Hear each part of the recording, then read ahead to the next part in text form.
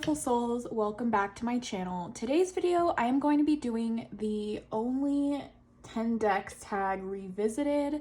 I've been seeing this going around. I don't quite know who started this, kind of revisiting the Only 10 Decks, but I think it's really cool. So I did my original Only 10 Decks tag, which was a VR to Katie Flowers 10 months ago. And I actually did it a lot later than a lot of other people because I was in the middle of moving, and so I waited until I had all my decks unpacked and I picked my Only 10 decks. And I rewatched that video, and I wouldn't be mad if that were the only 10 decks that I, was able to have, and that was the only 10 decks, that I was left with. And I do have a lot, probably a little less than half that are the same.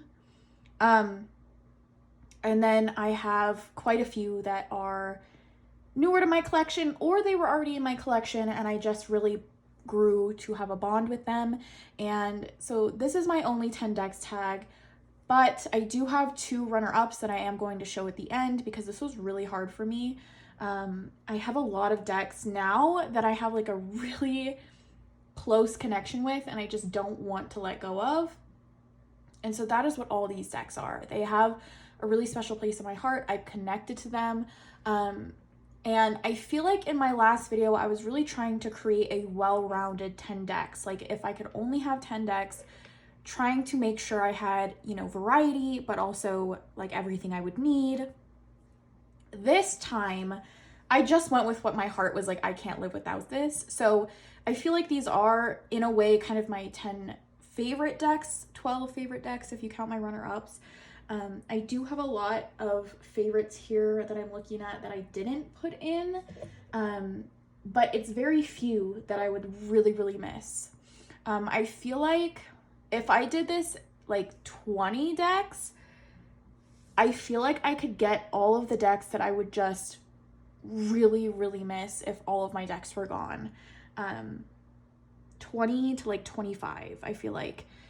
So again, I feel like videos like this really make me look at my collection and kind of really decide if I need all these extra decks, right? I feel like there's a big shift in my practice kind of coming up in the new year, kind of a new way of doing things. So I'll discuss that with you guys more later on.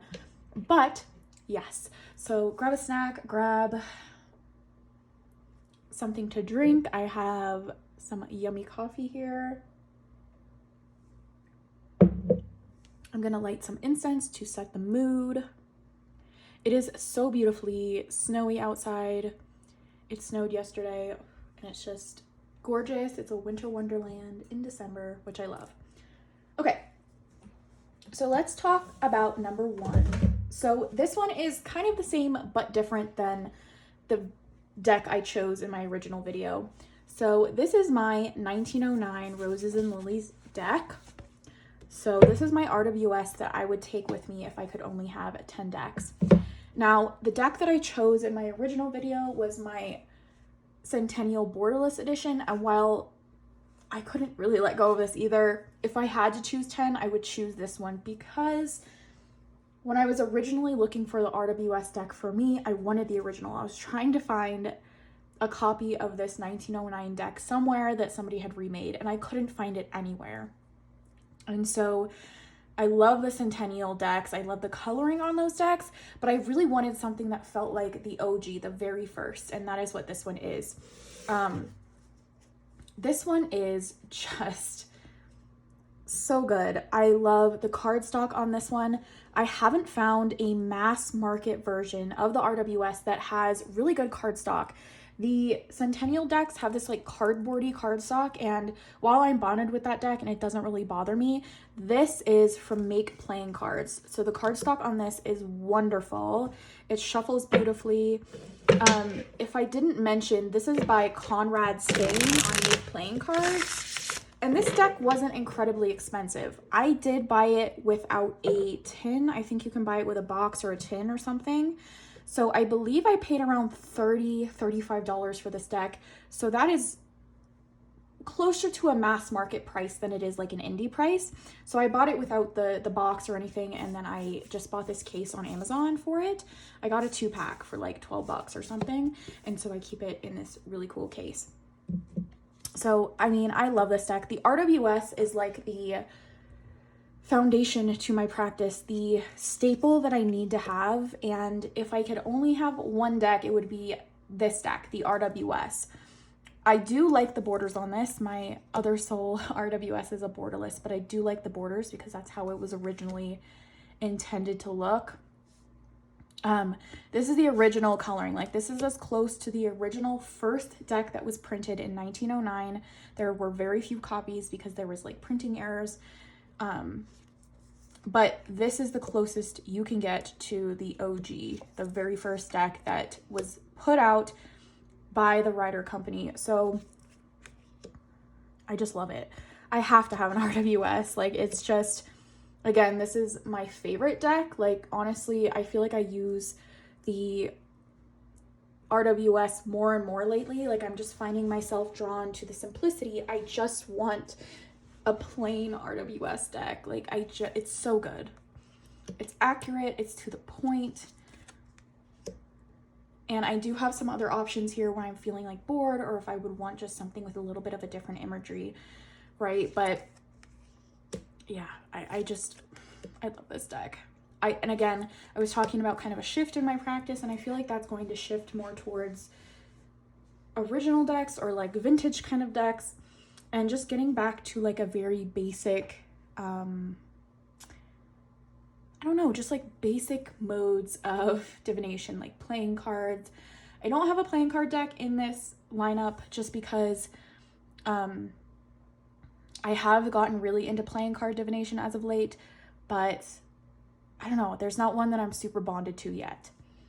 And I feel like if I wanted a playing card deck to be in this top 10, it would be, I would want like a really vintage kind of a deck, and I have a very like modern one right now. So yeah, this is the deck I can rely on. It would be the deck that I would use for client readings. So I need an RWS. Obviously, this is no brainer. If I had to choose just one, it would be this one. So that is my 1909 Roses and Lilies by Conrad Stain. You can get it on Make Playing Cards. Okay, so the next one I want to talk about, I think this was in my original video. I'm pretty sure. This is the Golden Art Nouveau Tarot.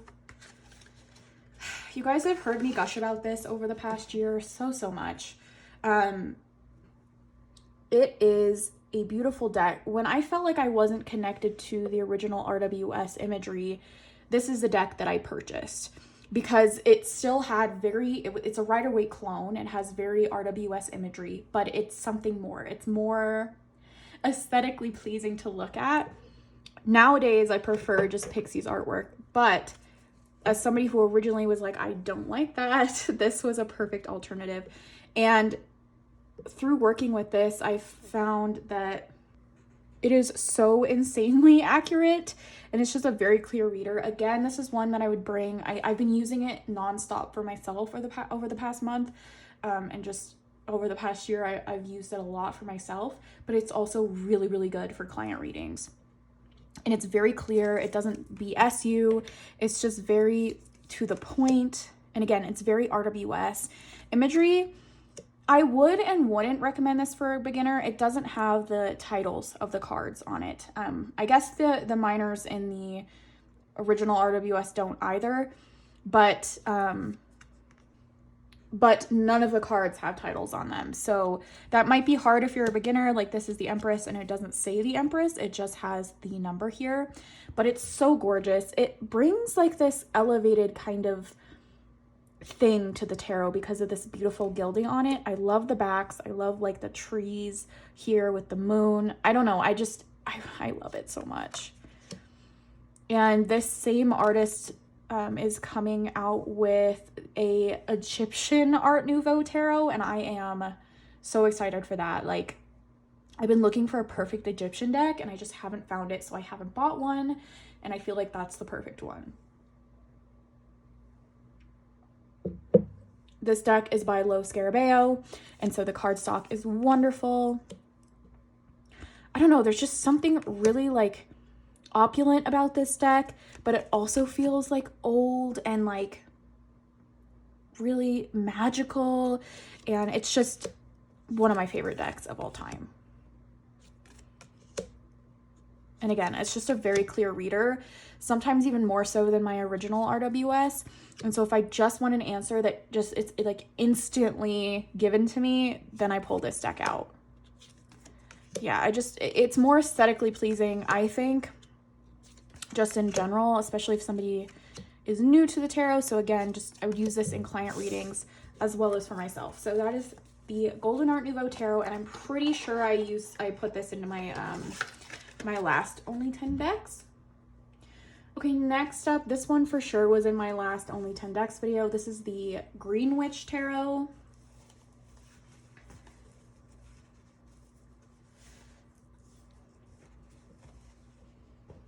When I want a deck that's witchy themed and it's a tarot deck, this is it. I feel like this is pretty close to a soul deck as far as like something that I feel like embodies who I am and who I identify as a witch. I love the pagan feeling to it, the nature-based feeling. It just has a whole nother vibe than the RWS decks. So while this is like RWS based, it has its own energy. It's comforting, it's not harsh. It helps me on my witchy path, so I couldn't live without this deck. I use this for myself and others as well, but it's so good. And I feel like for one deck to kind of differ a lot from the others and to just be its own thing and to have its own energy, I feel like this is a perfect deck for that. And yeah, it's one of my soul decks, I would say. And so I couldn't live in a world where I didn't have this. I'm not feeling as drawn to working with it right now, but that's just because I'm in a very like, I just want to work with like very basic stuff right now. And this is a very spiritual deck. I just love it. I love it so, so, so much. So that is the Green Witch Tarot. And again, the cardstock, I love Llewellyn's cardstock. Some people hate it. I absolutely love it. So yes, easy to shuffle.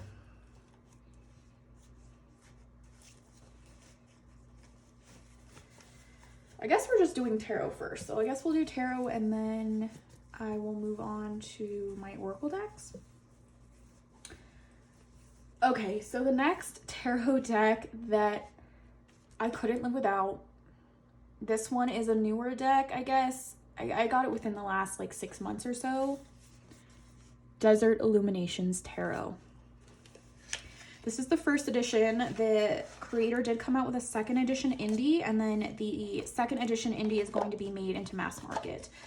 So this deck looks different than what the mass market would if you're watching this in the future, and that is out. I will most definitely be purchasing the mass market when it comes out as well, because it's borderless, and I just think this deck is wonderful and it deserves all of the love and recognition that it's been getting. So the reason that this would have to be in my top 10 is because this deck is just the energy of my home. This deck was created and inspired by New Mexico. So it was made to be about New Mexico, about the Southwest.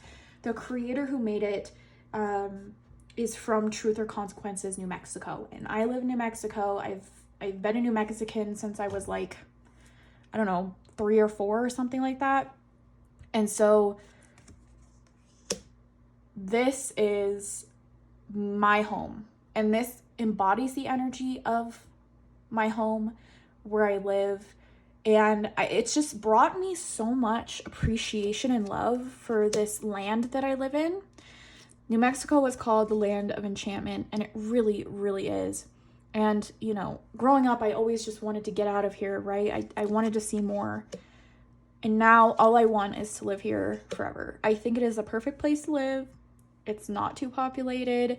It's magical. There's something strange about this land, and I love it. I feel like it's perfect for me. It feels very spiritual. This deck's awesome because I have like aliens in it. It has, you know, Southwest. It's just awesome. I love using this deck in my Tarot Unsolved readings. I feel like it does really well for that because, again, it's strange, and my Tarot Unsolved videos are about mysteries, and this deck is just so good for that. Yeah, I just couldn't do without this. When I want something that's just so off from like any other deck that I have, and it's just strange and cool, but also just a really good deck in general, and a deck that connects me to my home, then this is the deck, the perfect deck for that. So I could say so many good things about this deck. I have a whole video where I'm talking about, like, I'm doing the walkthrough of me first getting this deck, and I kind of talk more about, you know, my love for my homeland. I don't know why half of these are upside down because I don't read with reversals, but it happens. It's just so good. So good, and I couldn't live without it. I love that I have the OG, like, first edition, because I do love the backs. They've changed the backs. I love these orange backs. I do like the borders on this. They have changed some cards. Like, I know this is one card they changed in the new edition. But yeah, I couldn't live without this deck. It's just so special, and the fact that it's out of print now, and it's harder to get, you know, this original version, I'd have to take it with me. So again, that is the Desert Illuminations Tarot. I feel like I'm talking a lot in this video, so I apologize if that's annoying to you. Okay, last but not least, for tarot decks that are in my top 10, I do have 2 more tarot that are going to be my runner-ups, but this was also in my original video. This is the Halloween Tarot. So again, like, I would be very sad if I couldn't bring my Halloween Oracle. So spoiler, that is not one of the Oracle decks I chose, but I would need some kind of a Halloween deck. And the Halloween Tarot is such a good tarot. I talk about it all the time. If I could only have 10, this deck works so well for spirit work. I use this for spirit communication. I use this for personal readings. I use this for client readings. I use it all of the time, and it's so good. I used it so much over like end of August, September, and October that I needed a little break from it. But it's just so good, you guys. This is my trimmed version that I've edged in black. I do also have the bordered version because I do actually like the borders.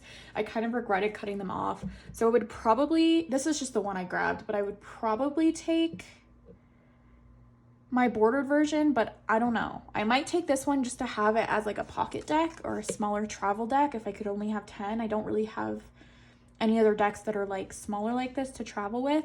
So I don't know. I might take this one. This is the original one I'm bonded to, and I do love this version. And I might make it just like a travel deck anyways, because I have my other version. So I might just put this in a small pouch so that I can bring it with me everywhere.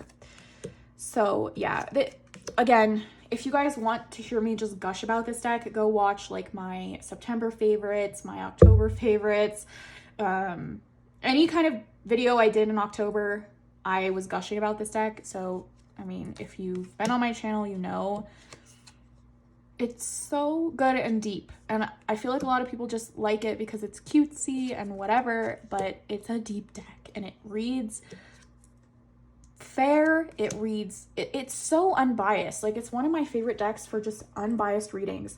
It doesn't sway too positively or too negatively.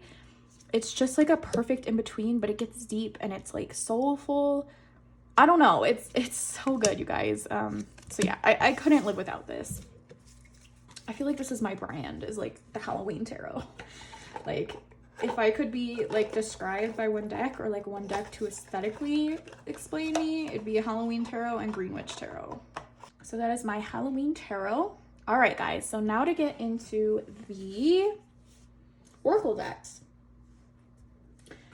So, I'm sorry if the lighting kind of changed. It got really dark outside. Moonology. This was definitely in my first video for only 10 decks. This was my very first Oracle deck. This is what I attribute getting into card reading and really like just into my spiritual journey in general. It's all because of this deck.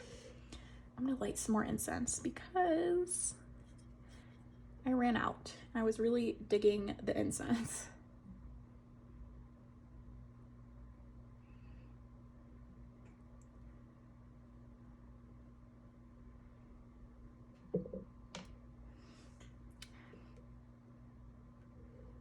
This deck is just so good. I feel like I would need it if I only had 10 decks to continue doing my moon practices.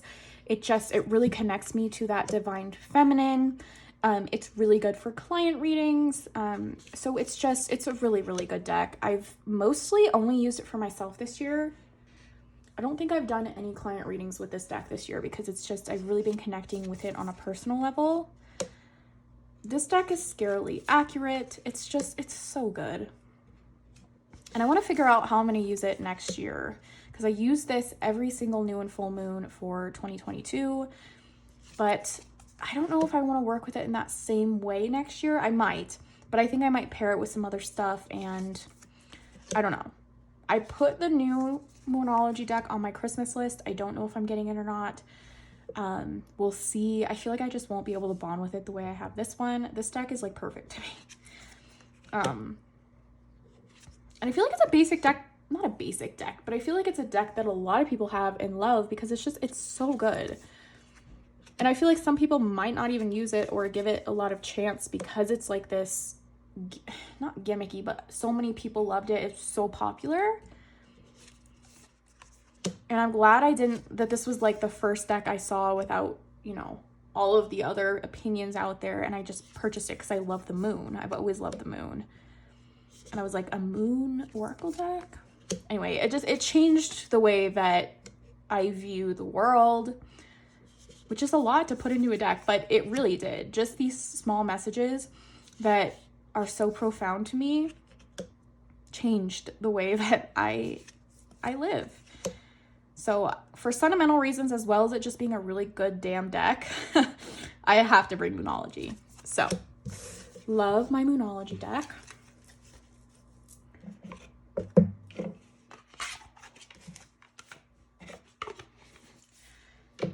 Okay, next up, this is the last one that was in my original video, and I'm sure if anybody's on my channel for any amount of time, you guys will know what's next. Seasons of the Witch, Samhain. I feel like a broken record because I talk about this deck in like any tag there is, so sorry, but this deck is just so good, you guys. I feel like it's one of my favorite Oracle decks of all time that's spiritually connected for me. That's connected to my witchy path. It does work very well in client readings. I feel like it works better in that darker half of the year just because that's when people are more open to receiving that kind of energy, I feel like. And it's more connected, I feel like, to the veil thinning and all of that. So while it is good for others, that's not my main goal or like why I would want to bring this with me. This is very personal to me. I love all of the Seasons of the Witch decks, and if I could, I would bring all of them with me. Those would probably be in my top 25 I was talking about. They definitely would be.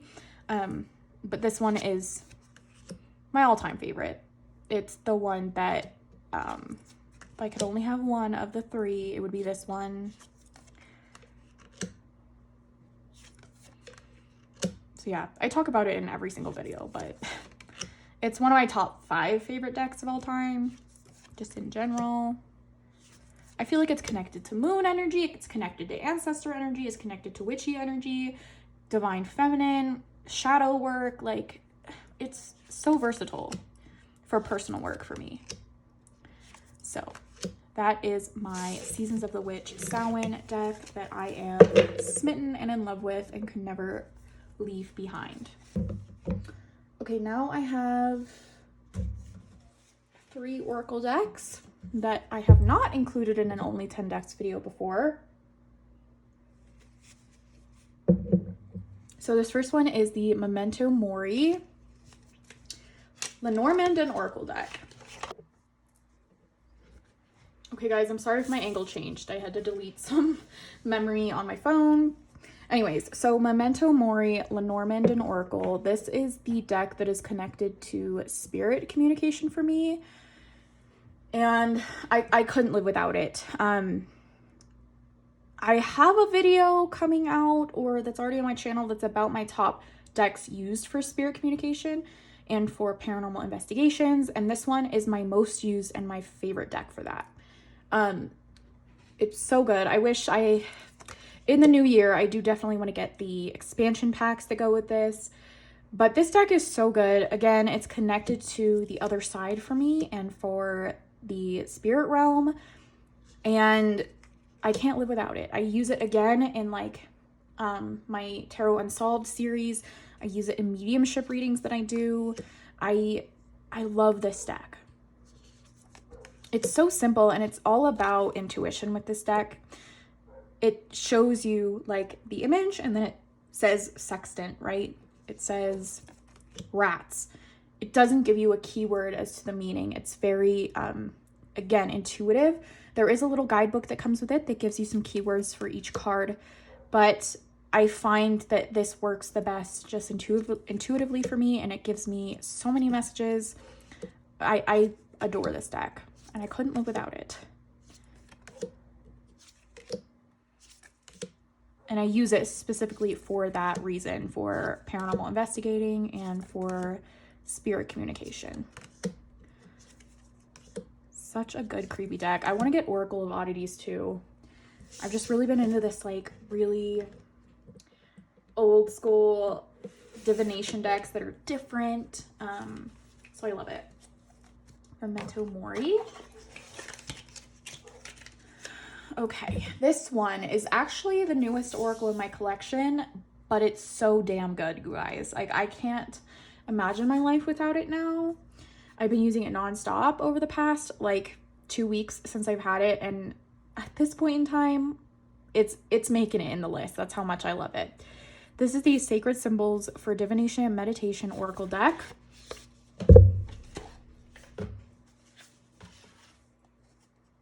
I adore the Egyptian vibes on the back. It's so good. And it's just like simple. I've been just loving these simple, to the point decks. It has these symbols and it has a keyword, relief. These keywords are so on point. This deck is very accurate. I've had such deep, crazy readings with this deck. So I've been pairing it with this, the next deck I'm going to show you, and then my Golden Art Nouveau, and then my Seasons of the Witch Yule. I've been doing like a little spread every day with it, and it is hard hitting. So it's so, so good. Again, really good deck to use for client readings, but also just in general for myself. It's so good. The cardstock's really thin, but I do like how shuffleable it is. But I do find it kind of warping a little bit, and when I leave them out on my table overnight, they kind of start to like bow up on the table. But all of those things aside, like it's worth it because this deck is just so good. And there's something about like that lower quality kind of cardstock, you know, not super in-depth artwork, that I feel like gives it even more power, because it's like, yeah, I'm this deck of cards and I'm not super high quality, but I'm gonna give you really high quality messages. I don't know. I'm obsessed with this deck. Again, it's new, but I feel like this is just the vibe I want to go with my decks from now on, is like really cool stuff like this. So again, Sacred Symbols Oracle. And the last Oracle deck I'm going to show you is So freaking good, and I can't live without this deck. This is my Witches Oracle. It's just called the Witches Oracle by Sally Morningstar. These are the backs. I just love this simple pentacle. And again, with this one, the cardstock's not the best. I trimmed the borders off. I love it. This deck is so connected to something else. Like, it's insane. I've been using it with that Sacred Symbols deck, the Golden Art Nouveau, and then my Seasons of the Witch Yule. And it is so good. There's only 36 cards in here, but the messages it gives me are so good. And each time, like if I pulled the experience card in multiple different spreads at different times, it would mean something different to me each time. It's very, it moves, like it doesn't stay stagnant in the same meanings and the same messages. But again, this deck is like pure magic. I like that it's kind of a smaller size, so you can add it into a reading that's kind of a larger reading, and it's just like a littler card, and it adds a lot of clarification. I find this deck's really good for clarification. Like if you have a whole reading and you're kind of not sure what the main message is or where to really focus your energy, I find that pulling this deck at the end really just brings everything together, and it's very like succinct, and it just draws it all in and makes it like a very digestible reading. I love that it's witchy, obviously.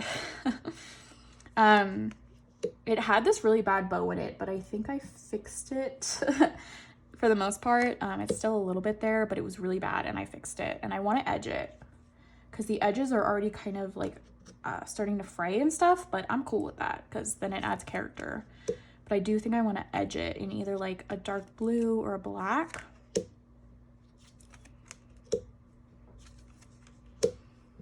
So yeah, I couldn't live without this deck. This would have to be in my top 10. So that is my only 10 decks. So technically we would stop there. I have to mention these other two though, because they're so good and I can't live without them either. But I couldn't forfeit any of these. So technically this is like, that's the end of the 10 decks. Cool, I could live with that. But I really wanted to include these. So number 1 is my Usi Pagan Otherworlds. I have quickly fallen in love with pip decks because of this deck. And I would need a pip deck with me, but I didn't want to kick any of those other ones out. This deck is just so good. I am so excited to pick up some more Usi cards in the new year. I want the Oracle deck. They have another kind of like, I think it's the Elements or the Periodic Table deck that I'm really interested in. And then I also want to pick up a playing card deck from them. This is the vibe of like where I want my practice to go in 2023 is decks like this. But I am so connected to this deck over the past 6-7 months. I've really just bonded with it. I love the simplicity of the pips. They have illustrations. These are pips with feelings, but there's openness to it. Like I love how this is an open kind of like field with the 10 of Pentacles. There's so much you can get out of this card, but it feels open. It gives you like space to breathe, space for intuition. I absolutely adore this deck. And again, it's very aesthetically pleasing. It's just really cool to bring out if you want that super aesthetic deck. But yeah, I love this deck and I really wouldn't want to live without it, but it didn't quite fit in my top 10, but it's in my top 12. So adore this deck. It's never going anywhere because I'm never getting rid of my decks and I'm hopefully never going to have to only have 10 decks, but yes. So that is my Pagan Otherworlds by Usi. My freaking box is really taking a beating. Like, I don't know if you can see, it's like ripped and like falling apart, but I don't mind. Some people are super precious with their boxes, but not me. Okay, last but not least, top 12, Trionfi della Luna illustrated pips. I love this deck. And again, I want to connect, I want some more Deviant Moon, Patrick Valencia decks. Like I want the Mildred Payne deck so freaking bad, you guys. I've been wanting it for like so long. Why are all of my cards sticking in here? Okay, there we go. I want the Mildred Payne Secret Pocket Oracle so bad, and I also want a Deviant Moon playing card deck. And that's it, yeah. But this is my favorite Patrick Valencia deck. I do have Deviant Moon Tarot, but this deck is just something else. It is so good. I love that it's creepy, but also it's just a really good reader. I find that there's like variations in the artwork that I really enjoy and that add extra layers for me intuitively. I just love it. I love like he has a lot of like the sun and the moon and stars and stuff like that in this deck, which I love. Like I get so much off of that, with the sun like giving its rays to, you know, the hard work, and it's like he's planting, so you need the sun, but he's also like working really hard and it's hot. So I don't know, I just love it. I love this deck so much. Again, I feel like this deck is kind of like my aesthetic. Like it explains my aesthetic. I like how this is vintagey, but it's also creepy. Love it. So I feel like I kind of fall between like really witchy, pagan-y decks, nature-based decks, and then very like vintage, creepy decks. I feel like that's kind of my two things, and I've been really wanting to kind of shift more into that vintage, creepy, old school kind of thing next year. With obviously my witchy practice isn't going anywhere, but that's just what I'm feeling with my card decks as of late. There's a deck I put on my wish list. Let me know if you guys have seen it, but it's called Shadow Casting or Casting with Bones and Curio or something like that. And I'm so excited for that deck. Again, it doesn't have like any keywords, so I might have to like write some stuff on it. But it's just like curiosities on cards. I don't know. I'm so excited for stuff like that. I'm gonna get it anyway, even if it's not on my wish list. But that's kind of the vibe I'm going with. So